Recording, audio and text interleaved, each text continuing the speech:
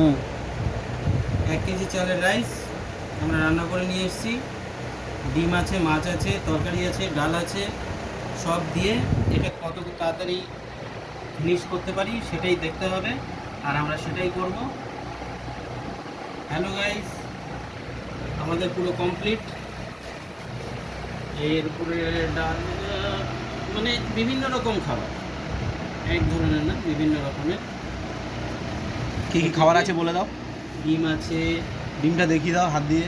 ডিম, মাছ, তরকারি, সবজি, চিংড়ি সবই আছে। এখন আমাদের এটাকে টানতে হবে। মাছ কতটা বলে দাও। মাছ 700-800 গ্রাম মাছ আছে টোটাল। এখন তো আমরা শুরু করতে চাচ্ছি। 1 2 3 স্টার্ট।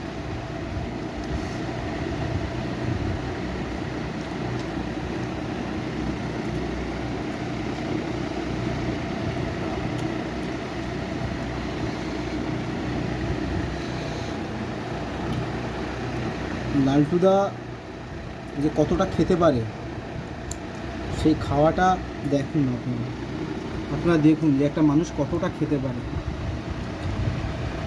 একটা মানুষের কতটা খাওয়ার চাহিদা থাকতে পারে, সেই জিনিসটা আপনাদের মাঝে তুলে ধরছি। আপনারা দেখুন 1 কিলো চালের ভাত, প্লেটের সাইজটা দেখুন, 2-3টে ডিম, সবজি, ডাল, কখন বলতে নেই।